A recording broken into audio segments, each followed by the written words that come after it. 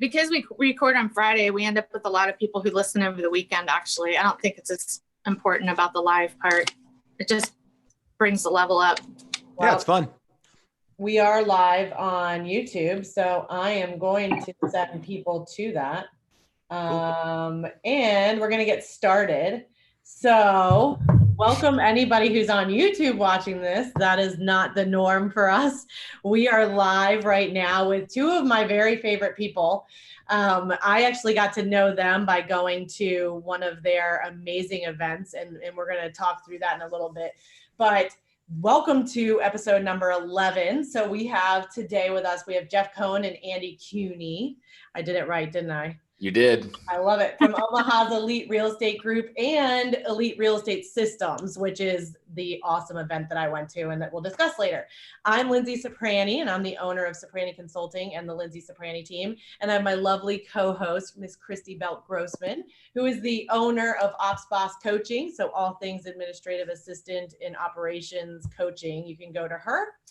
And so today, like I said, we've got Jeff and we've got Andy here, and they are doing amazing things. You can even see in the background, we've got the team building podcast, so you can always venture over there to see that too. But guys, welcome. We're really excited to have you. Happy to be here. Yeah, definitely looking forward to it. Thank you for the opportunity, Lindsay. Yeah. So what I love is that Andy has been on the team for around 7 years. First 2 years, he was an agent on the team and then promoted to the director of sales would be the correct one, or what? We call it success manager or accountability coach. I love it. Basically running the team and meeting with all of the agents, holding them accountable, all those fun things. And so we're going to get a chance to talk to both of these guys about how that came to be and how it came to fruition. But before we do that, I'm going to kick it over to Christy, who is going to take us through those quick fire questions that we do so we can get to know them a little bit better. Perfect. Awesome. So first, I don't know that you guys each got to introduce yourselves. Let's introduce yourselves. Tell us, did we say that you guys are number one for Berkshire Hathaway team? Yes. No, but I would have soon enough. Okay. Let's just put that out there. Got to have. We'll issue our intros. Yeah. So Jeff Cohn here. People always joke that Andy and I look like brothers, which I think we do, which I think is more of a compliment to him than me. Wow. But you're going to find through this interview, our authenticity is usually pretty contagious. We have a lot of fun together. Andy and I've always had fun working together. And if you're not having fun, stop doing it. So you don't have to, hit your head over a wall to be successful. We have too much fun probably and absolutely love working together. So my career, I've been in a license since 2007, launched our team in 2011. We're known for going from 70 to over 700 unit sales in just 6 years, which to our understanding is the fastest growing real estate team in the country. We are number one at Berkshire Hathaway Home Services in the world. We rank in the top 50 every year on the Wall Street Journal top 1,000 list. I also am known for owning a lot of other ancillary businesses. I know, Lindsay, you mentioned our coaching company, Elite Real Estate Systems. I have a call center with 100 virtual callers in the Philippines called 1,000 calls a day. I have an investment company called Dynamic Properties that buys and sells about 100 homes a year in and around the Omaha area. I also own Platinum Title and Platinum Insurance. So I've been in title and insurance for 3 years, and we're launching mortgage next year, Exarban Mortgage, and always looking for new opportunities, especially in businesses that run parallel to real estate. Obvious. Serial entrepreneur here. I love it. Entrepreneur. Andy. Perfect. My name is Andy Kueny. I've been with Jeff and Omaha's Elite Real Estate Group for about 7.5, 8 years. I've been an agent for 9 years. For the last 5.5 years, I've been the success manager for Omaha's Elite. And then for the last 3 years, I've been the lead coach for Elite Real Estate Systems with Jeff and then we're actually part owners, Jeff, myself, and then our ops manager, Kevin McGowan. So that you guys have met. So and I've been doing that for the last probably 3 years. Awesome. Love it. All right. We're going to take you through a couple quick fire questions. Jeff, I don't know if you've seen these. So we'll I'm a 99D, 99I on the disc. You didn't read anything. I saw there was a link and I laughed. That's because we usually have the ops person as the second person. So when Kevin's on, he'll fill them all out. I read them. All right. So we're going to go through these really quick. Year one profit of your real estate team. That would be 2012. Man, that's 8 years ago. And I will be honest, I don't know, but I do know we went from 70 to 240 sides. And it's always been my goal to keep about 20 to 25% in net profit off GCI. And we did $1 million. So I probably made around 200. And then I also sold until 2014. And I averaged about 300,000 a year net in my own personal sales. I quit selling in 14 to focus on building businesses. And then you expect to net what this year? Right now, our GCI will be close to 3 million. So with Omaha's Elite, just the team alone and not all the other ancillary businesses that I mentioned, we will earn around $600,000 net. I want to high five you. About 50% of our guests skip the profit question, and Lindsay and I are really focused on profit. So thank you for answering that. And that's a tribute to our great ops manager, Kevin. He's done an awesome job helping us be able to break down all of our numbers, all of our analytics. You can ask us everything analytical. That's fun to us. Anytime we sound super, super smart, it's because Kevin put it on a spreadsheet or a graph and for us, it made it really easy to translate. I love it. All right. How many on your team year one? How many on your team now? Year one, 6 agents in 60 days. When we launched, it was September of 2011. We got the Boomtown platform and 300 leads a month were coming in off of a $2,000 a month spend to Google ads and Facebook. And that was 6 agents going into 2012. We ended 12 with 12 agents. So in our first 12 months, we were up to 12. Today, we have about 30 licensed agents. Awesome. All right. Who wants to take morning routine? Tips for your morning routine on starting your day right? Oh, that's probably Jeff, morning routine. I don't know that I'm the right person to ask. I know I've read a lot of books on this. One of my favorite is Hal Elrod's book. So he talks about the savers. Miracle morning. There's one for realtors. And the savers are scribing, which I don't do. That's journaling. Working out, I do. Listening to podcasts and creating podcasts, I do. I work out every morning. That's my number one. And then I meditate, and I do it by sitting in a hot tub or sitting in a tanning bed. I suffer from SADS, seasonal affective disorder. So when it's overcast and nasty 6 months out of the year, I jump in a tanning bed. I know it's not probably the healthiest thing, but it makes me feel really good. So getting that workout in and the meditation is key for my day to start. And then I'm usually either in the office at my house or in the office at the office from 10 to 3 p.m. And then usually after 3, my kids get home from school. I'm engaging them, helping with them. And then once the kids go to bed around 9 o'clock, I'll pull my phone back out and check different things on the phone to see if there's any issues. Super purposeful. Andy, you want to take PM? How are you prepping for the next day? Tips for prepping. You know what? Before I leave the office, I always have my notepad, and I always number it from 1 to whatever needs to be done. And one of the most important things you do is you put the hardest things first. And those are the things that are done right when I walk in the office. Yep. Right. And it's nice because I'm in the office about an hour and a half, usually before any of the agents get here. And that's when you make all the hard phone calls. That's when you make, you know what I mean? The tough decisions, do all of that, because you actually have a full tank at that time. A lot of people always want to kick the can down the road in the afternoon. And that's when the tough decisions or tough calls need to be made. And then I'll just kick it till tomorrow again, or you end up making a poor decision anyway. So I'm a big believer in no matter what you do, the toughest things, the hardest things you have to do that day are done right off the bat.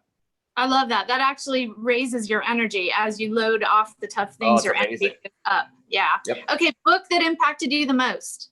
Either one of you or both. Yeah, there's a lot. I have a laundry list. Yeah, he'll have a laundry list. So I'll just jump in real quick with 1 or 2. 7 levels of communication. I absolutely love it.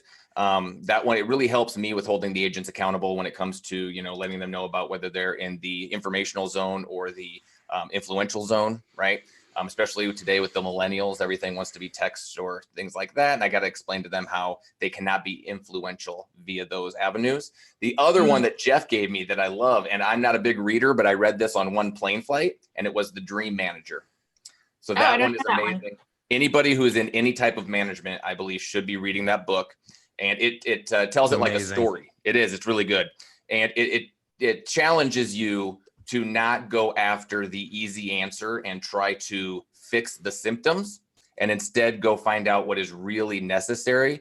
Because a lot of times these things are systemic, and you're just putting Band-Aids here, Band-Aids there, because they're cheap, easy, and quick, right? And actually dig in and find out what is the root cause of the problem. And usually the root cause is a lot more inexpensive and easier to fix if you're willing to put in the investigation work up front. Yep. Love that. All right. Last 2 questions. How many streams of income do each of you have? Oh, Jeff, I skipped your books. Do you want to add a book? Sure. Yeah, those were 2 great recommendations, Andy. How to Win Friends and Influence People. in a digital age. And then, of course, the original version by Dale Carnegie. The One Thing by Gary Keller, Rich Dad, Poor Dad by Robert Kiyosaki. The Top 5 Regrets of the Dying is a book I don't hear referenced much. I always bring that one up. I read that when I was in my early 20s, and it helped really help me self-actualize and know what I actually wanted to achieve rather than just doing what everyone else around me told me to accomplish. That's a pretty dang good starter list. Andy's 7 levels, and then the Dream 5 Manager. Dysfunctions of a Team. I love that. Lencioni. Yep. Good. All right. Last 2 questions. How many streams of income do you each have? Well, I'll start first so I don't have to follow Jeff. Mine is 3. Mine is 3. It is, I still am in production. I still only do about around 15 units a year. So my residential real estate production, I am a salaried employee with Omaha's Elite as their success manager. And then I'm owner and lead coach of Elite Real Estate Systems. So I have those 3 streams. Okay, Jeff. That's a tough one to answer because like I own 70 doors. So I could say 70 different investments, right? Yeah, we'll count that as one, right? Obviously stocks. I'd say at least 10. Probably 10 streams if you were going to categorize things. Yeah. Okay. Perfect. All right. Last question. What is the other person's superpower? All right. I'll answer for Jeff. I think Jeff's superpower is, let me see. It is the visionary attitude or visionary mindset that he has. He's never, ever bothered by having goals that aren't big enough. And if you are going to hook your wagon to a leader, that's the person you want, right? The person who's always thinking about moving forward. And it's always 10 times what you're thinking, right? Yeah. And I absolutely, nothing encourages an implementer, right? Which is my role more than a visionary who has big goals. And I would say that's probably his number one is the visionary mindset. Love that. All right, Jeff, what's Andy's? Andy's superpower, and what I saw in Andy in the beginning, Andy did exactly what I believed a successful agent needed to do. He's a high IS, and he plugged right in. His first year in real estate, he did like 3 or 4 transactions. On our team, I think, Andy, would you hit 27? 29. 35. I mean, he has the record on our team right now, I believe, for the most internet leads converted for following all of our follow-up best practices. Who better to be the success manager? But I didn't hire him just because of his success. He actually is married to his wife is a very impressive person, human being, and is a marriage family therapist. And one of the things that I saw in Andy that I don't know that he had at the time even known about himself, but he was very good at processing human interaction and very good at listening to agents and then giving them advice that's outside of how many calls they make, how many contacts do they get. Because to me, it wasn't about holding people accountable just to key performance indicators.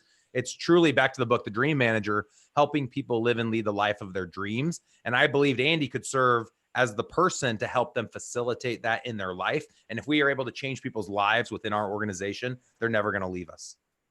Well, it's interesting that you say that. And Linz, I'm going to throw it back to you in a second. But Andy, you just called yourself an integrator, which I never would think of a success manager, director of sales as an integrator. I've never heard somebody self-describe that way, which is fascinating to me. Well, and just to let you know, it was implementer. Oh, I thought you said integrator. But integrator works as well. It works.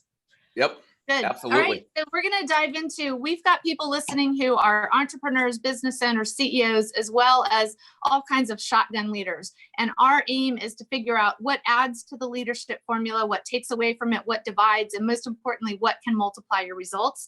And so Lindsay's going to take us into the meat of that. Awesome. Yeah, thank you.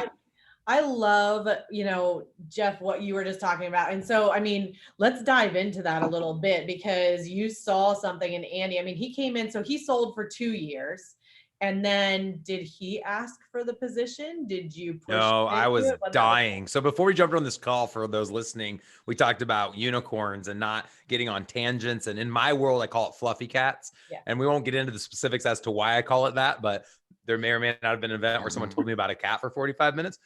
And so I was getting bogged down with 12 agents, all the different fluffy cats. And I knew I wanted to give them more than what a typical leader would give them in terms of actually getting invested in their world, understanding all of the other idiosyncrasy, all the things that really impact an agent, keep them from performing at the highest level. And I saw Andy as being someone that could jump in and take on those responsibilities, thus allowing me to use my visionary mindset and go on and do bigger things. So he was my first key direct report, I guess, after Kevin. Kevin was the first in ops when we first launched the team, and Andy would have been the second. And to run any successful scaling business, I think you need to have someone in operations and someone in this like success manager role. And he came in part-time. He came in 20 hours a week. I think I paid you 50 grand a year, Andy, for 20 hours a week. Is that about right? Yep. And now flash forward today, he did that a few years. And then within the last year or two, he went in full-time. He's at $84,000 a year, for those wondering what we pay a direct report in that capacity. But then he also has a team, and he also sells a little bit, lists houses. And then he also works for Elite Real Estate Systems.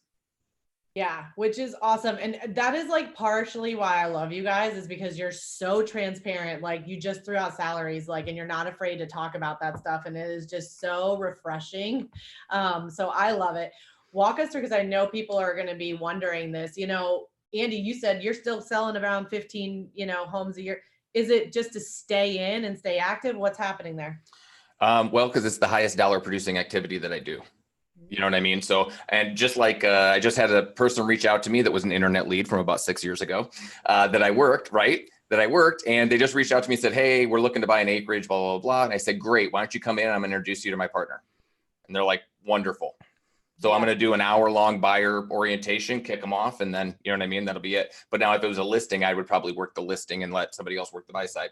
Yeah, and that's one of the nicest things is those things that I'm doing are a direct reflection of Jeff, right, as our leader, always preaching at those Monday team meetings that we have of trying or allowing us and helping us to become exactly like him, right? Do everything that he does. And so not only is he teaching me how to do it, he's giving me the environment to be able to actually then achieve it. I remember I was talking to Andy for the first time. We were on a team trip in Las Vegas, and I'm going to give a little bit too many details here, but we were at a spa at the Caesar. We were literally in a Roman tub at Here comes the transparency at the Caesar. I won't get any more details than that, but you can probably guess where that went. So we're sitting there and he's like, well, I don't know how I'm going to be able to he was making great money, over 100 grand a year. He's like, I don't know how I can take on this $50,000 role. If that's not enough for 20 hours, how can we make that worth it? And I said, well, what if we created a team for you and you had 2 or 3 agents? So you no longer have to service. You keep the relationships you have, you bring people in, have them sign exclusive buyer agencies or have sellers sign listing agreements, and then turn it over to someone else to service all of it. And he already knew that mindset. He just hadn't taken that next step. And the 50 grand was a buffer that allowed him to take the risk of creating the team to see if it actually was going to work or not. And within the first 12 months, I think he figured out that it did work, and he did a great job at juggling both roles and enjoyed it. If he didn't enjoy the success manager role, he wouldn't have continued to stay in the role. And I was happy that he enjoyed it, because I didn't enjoy it anymore. I liked it in the beginning, but it was time for me to move on. So in terms of, Andy, you said something about Jeff, we just have to do what Jeff does so we can be like Jeff. But I'm imagining he's also not just teaching you how to do, he's actually probably more teaching you how to think. Correct. Yep. So and like, what does that look? I want to know what that looks like. We have a lot of people who struggle with relationship of leader and shotgun leader, or whatever you want to call them. Like, how do you transmit that? How do I think to the other person? So here is how that happens. What we find out with people is a lot of times people have such small goals, right? Is because they don't know what they're capable of. And so when you bring somebody into our team and you sit them down next to somebody who makes 2 to 3 times what they make, and you start seeing the goals that they have, right? So the thing is somebody can't have big goals if they can't see a way to get there, right? So when somebody sits down and all of a sudden they make $100,000, they're making very different decisions on a daily basis. Okay. And so they never had a goal about, I want to put away this retirement. I want to do this. I want to do this, because it was never an option. Well, now when you give them the income, right, or you allow them to earn the income that they can, now all of a sudden they have completely different goals.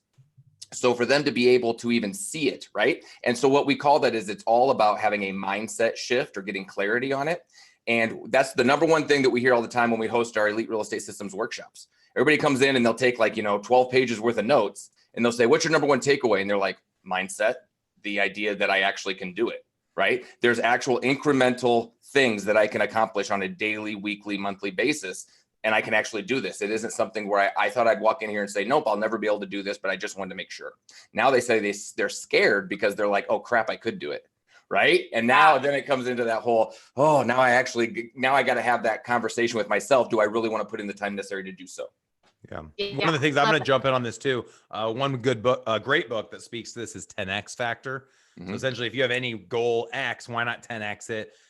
The ecosystem you create to get to the goal that you've set today, it's going to change if you 10X your goal, but it usually doesn't change that much. And that's usually what's surprising to people. They think they have to work 10 times harder. And oftentimes it can be the opposite, because to get to the 10X, you have to have direct reports. So now you're literally on a beach on vacation, like Christy is today. Right. And somebody else is doing the heavy lifting. Exactly. I've never seen somebody put ice in their wine like that, Christy. This is water. I'm just saying. Here's one other comment I'll make. Back in 2000, well, I have a whole pattern in my life of when I chose to go to college, interviewing people to ask which college to go to. When I was graduating college, interviewing people about the occupation I was going to get into. Once I got into real estate, interviewing individual agents, asking them, what would you do if you were my age with my passion? And then once we launched a team, I did the exact same thing, and I went national. And my biggest takeaway, back to your mindset question, Christy, how do people think? I couldn't believe how average the top producers were across the country. They're just simple people. And I was like, oh my gosh, what's the difference between them and me? They've been at it longer. They're 55 years old. I'm 28 years old. So if I just do this for 20 years, I'm going to be a millionaire. I can't believe it. I believed that if I did all of the steps, I would eventually get there. Anyone that produces at a huge level in any industry just does a very simple thing over and over and over and over and over again, longer than anyone else. There's no special sauce. So you come to our workshop, you're going to be like, really? Lead gen, lead convert, hold people accountable, motivate, create a cool culture, and have great operations. That's it. Yep. That's it. Yeah. Well, that's where you guys have systems that are proven. So someone can believe I can do it because they see it. It's been proven on your team. I think a lot of teams struggle with that because they don't have the systems. They haven't proven their value proposition the way that you guys have. The burden of proof is huge. And, we use, and Andy can speak to this too, our month of November for our team leader coaching product within Elite Real Estate Systems is business metrics tracking. And we use a product called Sisu, SISU.co. I'm not sure you guys probably Lindsay just signed up for it. Awesome. Welcome. So what's really cool about Sisu is it allows each individual agent as an independent contractor to run their own business using the analytics based on their own successes. So you don't treat two agents the same. One agent might have a greater return on investment and a greater return on time, work less hours, make more money, more of a return off their time working open houses than another agent that just does cold calls. So you can help people goal set and have predictable revenue around their actual activities instead of just taking the averages of the overall team. But for those listeners out there that want to know some fun analytics, we know on our team over the last 8 years, if you wanted to make a 6-figure income, you have to sell 36 houses. And to sell 36 houses, you have to make 150 calls essentially for every one sale. So we just take 36 houses times 150 calls, divided over 50 weeks. And that's how the agent figures out how many calls they need to make each week. And then we hold them accountable to that. That's a key performance indicator. I want to dial back to something you just said a second ago, which was I came out of college and I purposefully interviewed people. And then I did this and I purposefully did that. You've been purposeful since you were in high school. Why? Is that how you're wired? Did something happen? Like why? That's really unusual. Yeah, I get asked that a lot. And also people ask me oftentimes, like, how do I stay motivated? I just always had a burning inside my soul to be the best version of myself. I feel like life is precious and every day, every hour, every moment is unique. And we are allowed this time and we don't know when our time's going to end. And I figure if I'm going to do something, why not go big? The Navy SEAL creed is that it's not worth doing it unless anything worth doing is essentially worth doing big. And so that was a big part of my entire life with every choice that I made. That's interesting. Love that. Awesome. Let's ask this really quickly. When you did pass that position off to Andy, was that like an easy pass with those 12 agents that were under you and used to like having you as boss? Like, what did that look like? Because that is a really challenging thing for somebody to take on normally. Yeah. I think the biggest challenge wasn't Andy. Andy's a natural, and I feel like he dove right in and did an amazing job. The challenge was I had recruited those 12 agents, and I had held them accountable for several years, and their relationship was with me, and they felt like there was this loss. Like, oh, Jeff doesn't care about us anymore. He's pawning us off to our peer. At the time, Andy was their peer, and there were several that were doing almost as much business as Andy. So what does Andy know? Why should they have to go to Andy? Why should they have to answer to Andy?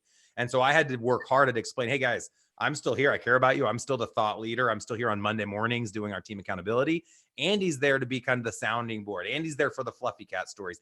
Andy's there when you have questions. Andy also serves as like the broker. He's not the actual licensed broker, but serves as the person that would answer broker level questions. Whereas it used to be me. So I wanted to put myself in a position where I could say, that's an Andy question. That's an admin question. That's a Kevin question. That's a anyone else but me question. And if Andy were to come to me or one of my direct reports, then I can help answer the questions that they come to me with. And I'm thinking about this as another training opportunity for the guests listening. When someone comes to me with a question, if Andy were to come to me, he knows when he comes to me, he says, hey, Jeff, there's this issue. Here's my question. Here are my 3 solutions to my question. And here's the solution I think I should go with. What do you think? And I can say, I think that's right. Great job. You thought through it perfectly. I don't want to go solve people's problems. They should solve their own problems. And when I feel like they solved it in the wrong way, I'll ask him, why did you think to solve it that way? What was your thought process to get to where you were? And then I can walk him through what I think maybe a better thought process would be. The agents on the team need to learn how to critically think for themselves so that they can start having the confidence, right? And this used to happen all the time. I used to walk into Jeff's office with a question and he would be eating lunch, signing paperwork, doing whatever. He wouldn't even look up. I'd rip off the question. Then I'd tell him the 3 responses. Then I'd tell him the answer. I'd be like, never mind, I got it. And I'd walk out and he didn't even say a word the entire conversation. So glad I could help. Good job. Don't even walk into my office next time and interrupt my lunch. Right. Just have the conversation on my own. Pretend you're there. Well, it's like, guys, honest, real talk here. 3 weeks ago, I got a text message from an agent asking for my dad's cell phone number. My dad's one of the agents on my team, and she was a newer agent. I'm going to throw her under the bus. It was Sarah Stummy. And she texted me. I said, you can Google that. It's on our team roster. It's in the office. You can Google it. He's a realtor and has been for like 30 years. He's in a Google search. But instead, she texts the owner of the company. I have 40 agents. I have 10 businesses. And I was mean to her. I was upset. I was like, are you kidding me? I think it was well-deserved mean, though. I agree. I thought she hasn't texted me since. I don't even know if she's still on the team. Is she, Andy? Yeah, I was helping her with something earlier before the podcast. That's just tough love. That's just tough love. So, I mean, I don't know a leader in the country in any business that doesn't want to be in a position where they don't have to take on any responsibility in terms of when people have questions. You can just kick the can and have somebody else be responsible for answering. Does anybody get upset about that though? Or like Andy, was there like pushback on you with those kind of things at all? Or is it like, no, everybody's just fine? What do you mean by pushback on? From the Like agents? When he, doesn't give an answer, or when he does something like that, or even, like when you first were taking over that role, were those agents easy to manage for you, or was there something? You know what? There was only 12 agents, 11, not including me. And I would say there were about 3 or 4 that had been on the team for a while, that like, as long as I had been. Mm-hmm. But the good thing about it was I was really good friends with them. Yeah. So they trusted me, right? So they trusted me to have that. We already had a good relationship. The production was there, and they knew what my intentions were, right? My intentions were not to be, I now have, authority over you. It was never like that, right? So that made it really simple. Now, when Jeff gets after somebody like Sarah or something like that happens, they come in and occasionally someone will complain about it. Yeah. But then they'll literally turn around and complain about somebody else doing something. And I'll be like, well, let's take a step back and see. Right. And so it's usually we've never had anybody leave the team or be super upset about something like that. And if they are, they probably shouldn't have been on our team to begin with. And there are some dysfunctions, and I'm okay with certain people coming to me with certain questions that I know out of the gate. It's not that Andy doesn't have an answer. They just respect my answer more than Andy's, or they just want another perspective. A lot of times they'll say, I already went to Andy and I'm just curious, but they're supposed to get Andy's permission to come to me or bring the issue to Andy, and Andy comes to me because I want to give Andy that opportunity to learn and grow. But we do allow for a little bit of that and some flexibility depending on who the person is. Well, that's part of my job. Did you ever butt heads? Yeah. Who? Did the 2 of you ever butt heads? And if so, over what? I haven't felt like we really do. I mean, and when people think of what butting heads would butt heads have just really strong opinions on the opposite side of a decision you're making. I think we've disagreed a lot of times, but I take the role that it's my company and I'm going to make the final decision. And so he can weigh in as much as he wants, and I respect how he chooses to weigh in. But in the end, it's my decision. And I think he detaches himself from my final decision in the sense that he says, hey, I've spoken my piece. I've spoken my position. At the end of the day, it's Jeff's company. He can make the final decision. So Andy, what does that look like for you on your side? If you have an opposite opinion of something Jeff's going to do, we have a lot of people listening where the shotgun leader is challenged with standing up and really giving their opinion, so that the leader can make a great decision. Right. So here's the deal. Jeff turns around. I give him my input, which is my job. He pays me to do so. Right. And I create a space where he's allowed to do it. There's some leaders that don't allow their people to give them that feedback. That's what I want to dive into. I ask for the direction. I'll ask Andy, and Andy, sorry to cut you off. Sure. I'll ask Andy, hey, where am I like not making it as a leader right now on the team? How do I need to change my approach with the team, my agents, my admin staff? Like, help me be a better version of myself. And he asks the same thing. So we're constantly holding each other accountable to making sure we're each operating at our best potential. And what I find, especially when it's a one-on-one relationship like this, and Jeff said at the very beginning of this podcast, we have a ton of fun, right? Well, to have fun, you got to be friends. But here's the deal, right? Is you've got to be able, like Jeff said earlier, to detach that, because not only are we friends, but we also have a working relationship. Okay. And so when I will butt heads on something and we disagree, and I'll say my piece and Jeff will say his, and Jeff will make a decision. It's different than what I wanted. I also now, right, have to detach the personal side of that and be like, okay, this is the decision that was made. Now it's my job to run behind it. Yeah. Right. And so and I can't take it personally like it was a defeat. You know what I mean? You can't do that. Now my job is to make what Jeff decided work. And so that's where my focus goes. If I keep my focus on how I just lost, right, then we lose twice, because now whatever Jeff wanted to implement is not going to happen either. So I've got to move my focus onto the other thing. We also create transparency. So like if something's bothering me, I honestly don't wait. I just say it. I obviously do that. I think through what I'm going to say, and then I say it. So there's like little things, like I was shooting a video in the office recently, and Andy was being very rude and having a conversation with an agent in front of me while I was trying to record a video. And so I made some little snappy comment that, hey, I'm in the middle of doing some work for our coaching company. Could you please be quiet? And his rebuttal, instead of saying, yes, sir, was, well, I'm working right now for the real estate team that you own. So blah, blah, blah, blah, blah. And it was just funny. Like, I don't care. But another leader might've been super offended. He said it in front of another agent, but I feel like we have a really healthy relationship, but it's taken us years to get here. This doesn't just happen overnight. That was exactly what I was going to ask. How long did it take you to get to that place, and how did you have the patience to get there? I'll speak first. It honestly, and this is going to sound so silly, but like we're still getting like growing closer and closer. I've told Andy recently, he is one of my best friends, but he is a work friend, and we've kept a space there. Like we don't go out and hang out on the weekends, and we don't double date, and we see each other a lot with work functions. And I feel like we're best friends at all of those. But we do try to keep a little bit of space there. But over time, I feel like our relationship's just grown even more and more. And I think part of that is just like I just got done watching the Band of Brothers series, if anyone's familiar with those.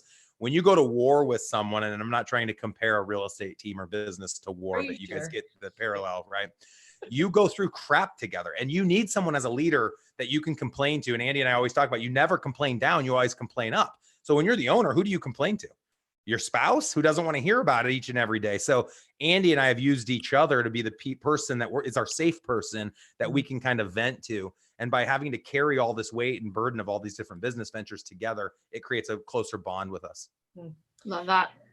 Let me ask this, because I know the answer, but I feel like it's really good for people to hear. So Jeff, you believed that you needed to raise somebody up from within the business to lead, right? Not bring somebody in from the outside. I wouldn't say that specifically, Lindsay. I do think it's easiest to do it from within. I think that person gets instant credibility if they have performed to deserve instant credibility. I would have been open to look from outside. It just so happened that I was blessed with the opportunity to have someone from within. But with Kevin, for example, he came from the outside to run operations. Our team wasn't established yet, and he was easily accepted and assimilated into the business. Yeah. Okay. And Andy, I know that you believed that, that helped with your peers, because you had done, you weren't asking them to do anything that you hadn't already done. Absolutely. Yep.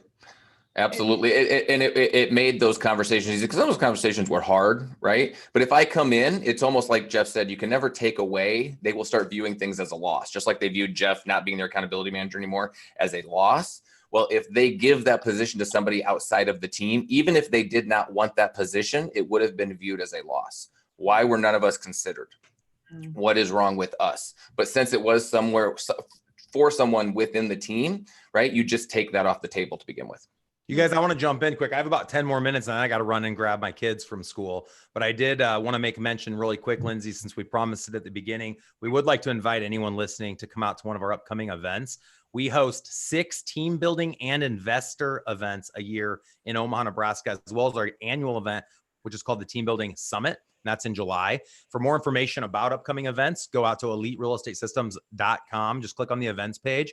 We also offer team leader training and individual agent training. Our individual agent product's $97 a month, and our team leader product is $997 a month. And the cost to come out to one of our workshops is $997 for 2 people.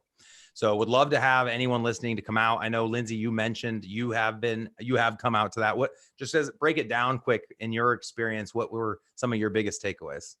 And I mean, mindset, just to piggyback off what you guys were saying, mindset was a big one, but really seeing your relationship, the 2 of you guys, that's why I wanted you on here so badly, and really seeing Kevin too. And I believe one of the neatest things, honestly, when I walked away from that was knowing that you, Jeff, as, I'm going to just say as a boss, but more as an entrepreneur, you've created other opportunities for your team and for the people that are doing big things there. And that was so refreshing and so wonderful to see. And just seeing Andy and Kevin and Clint, who's over on the investment side, who's awesome too. Just watching them be involved, and then, having agents come in and, seeing how you run team meetings, all those things. I mean, it was just very impactful for us. And, your systems are amazing. And awesome. Appreciate that. Yeah. Also, we have our podcast. So for anyone that's gotten value out of this episode, I have 108 other episodes similar to this, and where I interview top level individual. I think, and I don't know if we've had you on yet, Lindsay. We should, if we haven't. I know, Christy, you had mentioned we've had you on our show. It's the Team Building Podcast with Jeff Cohn. You can find it on YouTube, iTunes, and Stitcher. Which is awesome. Awesome. Well, and so that is actually one of the things, though, that I'd love to talk through. So when there's an issue or there's a problem that comes up with you and Kevin, or the 2 of you, what does that look like? Is it really quick to figure out, and then you move into the next direction? Is there like time to think through it? Yeah. What does that look I'll like? speak to that quick, Andy, and then you can jump in. So we have had leadership meetings ever since the beginning of the team. They'd be weekly before the team accountability meeting. So right now we run those at 9 a.m. So 9 to 10 every week. All of the direct reports and the leadership team know that they're going to have 1 hour space with me. So they know that they're going to be able to have access to me as much as they need to in that setting. If the issue that comes up can wait till that Monday, I'd ask that they just wait to bring it up on that Monday, which is amazing, because then I'm not getting texts and peppered with emails and all these things throughout the week that can wait. If it can't wait, we've created the expectation that they can text me and say, hey, I have something that came up. Please call me as soon as possible. And then it's a quick phone call and we have problem resolution around the issue. And if it can wait till Monday, it probably gets solved before Monday. Sometimes it will. Yep, Yeah. exactly. Andy, what's your thoughts on conflict resolution? It's my job throughout the week to keep things off of Jeff's desk. And then the things that I do keep off of his desk are to solve those problems before Monday. And then whatever's left and I couldn't solve and I need his input on, that's when I sit down and chat with him on Monday, or I bring it up on Monday. The other thing that I think we do when it comes to conflict resolution is, even a lot of times, because we're all in that, we've been together for so long, a lot of times we agree with each other on a majority of things, but Jeff does a really good job of taking devil's advocate position just so we can think it through. Love right? that. If Jeff will say it, he goes, okay, I'm going to rip that apart. This is devil's advocate, but here we go. You know what I mean? And so that really helps us not get away with making the easy choice all the time. So that's one of the things I like best. The decision we always make is the decision that I think would be fair if I were the agent on the team. So if we're making a decision on something, I'll say, okay, let me play the agent role. And I assume I'm the agent on the team. Everything we've done as we've grown our real estate business and our coaching organization is in the position of an agent, helping the agent grow, be the best version of themselves. Not everyone needs to run a team and they don't necessarily want to. Some agents only want to sell 5 houses a year, but there are the select few that want leadership positions, that want ownership positions, that want bigger and greater opportunities. To me, a true leader serves their followers by teaching them and giving them the space to be just like them and actually doing it and not just saying it. Yeah. Love that. Love that. Drop, right? Walk us through. So, okay. So I would imagine if we have people that want leadership positions on your team, your world is going to continue to get bigger and Andy's world is going to need to get bigger, correct? Like, what does that look like? How do you guys continue to evolve? Yeah. So complete transparency. We can't be completely transparent in this call, but there are definitely a lot of opportunities probably in our future that are going to allow us to expand our footprint across America. We talk about big, hairy, audacious goals, our BHAGs and 10X factor. I want to write the book 100X factor. So I'd like to have 100 teams. And within those teams, I don't think the future in regards to net profit, I don't think a lot of our profit's going to come from the real estate commission. I think it's going to come from the ancillary businesses offered to the consumer as the real estate commission starts to go away. So I want to launch in 100 markets in and or outside of Berkshire, possibly Keller Williams. And it doesn't have to just be one brokerage. It could be across all brokerage shops. And then I want to help people launch mortgage, title, insurance, investing, possibly new construction, whatever businesses make the most sense to run parallel to a real estate business. And that's where I'd like to sink my next 10 years. There's so much space there for anyone interested in participating in that growth. We will literally need hundreds of people to build What are the 3 words in your mind that characterize the people that you're going to give the biggest opportunities to? Oh, that's a good question. Consistent, driven, reliable, passionate. Yep. Consistent. I want people like me. You know, I'm a 99I, but when I say like me, someone that's going to be a good person, they're going to make the right choices. They're going to treat people the way that people want to be treated, you know, following the golden rule. They're willing to do the heavy lifting. There's so many people that are just lazy. They don't want to work hard. I was going to say consistent is not typical for a DI. I know. So what I'm plugging into is their network of people that are consistent. So when I say find people like me, if I can find someone like me, that means they have people in their world that are consistent. Yep. Jeff needs to find visionaries to push him as a visionary. Right. And those visionaries have to have implementers to run behind them so that they can keep the pressure on. So love it. We have 2 minutes. Andy, really quickly, why did you choose Jeff as your leader? What did you really see in him? I mean, he just talked about, you know, all these wonderful characteristics that you have too, and that he's looking for. Why him? Why did, and we're talking back at the very beginning? Yep. Back at the very beginning, why did I choose Jeff? Okay, so real quick, I called Jeff and asked him, because he gave me a recruiting call, so I started doing my homework. And I said, hey, when I got on the phone with him, I said, give me about 3 or 4 agents on your team who are no longer on your team, and give me their name and phone number so I can call and talk to them. So I did this. And it was amazing because I got a hold of 3 of them. And they all had some complaints to say about Jeff, right? And I sat there and I'm going through them. And this is what I got out of it. Personally, they did not get along with Jeff. They all had their best years in real estate ever. And they all had the most opportunities that they've ever had. But they personally didn't get along with Jeff. And I was like, whoa, I'm not hiring him on to be my dad. You know what I mean? I'm hiring him on to help me grow in business and be a boss. I'm cool with that, right? I'm not looking to hire a best friend. And so I sat down with my wife and I said, man, everything I hear about this guy is business is great, but he's an acquired taste. Done. You know what I mean? And then I got on there and I was like, I think what was getting in the way and why they thought he was an acquired taste is because they had a lot of their own personal, right? They took it to offense. And I saw those things and I called them out for it, and no one wants to see themselves. Exactly. Just like now. And I think that's why we get along, is that Jeff can be himself and call people out like he impulsively wants to. And then I don't take it personally. Right. Well, like Christy's charger on her phone and saying, let's see a screenshot. I mean, Christy could take offense to me doing that in the beginning of the call, but I don't care. I'm going to be myself. I can't live in a world where I'm not myself. That would be a huge regret I would have at the end of my days. 80%. Lindsay, thank you so much for having us on the show today. Super appreciate it. I got thank you guys so much. Hey, feel free to reach out to anyone that followed this. I'm on Instagram. Just look up Jeff M. Cohn on Instagram or Facebook, Jeff Cohn on Facebook. Yes. Of course, follow Elite Real Estate Systems. And again, would love to have anyone come out to Omaha. Lindsay, would love to have you back. And Christy, come check out what we got going here. I think you'd enjoy it too. Thank you, Christy. Thank you, Lindsay. Thanks for being with us, guys. Thank you so much, guys. Have a great day. We'll put links for all of these things in there for you guys to access. So perfect. Have a great day. Perfect. Have a great weekend, guys.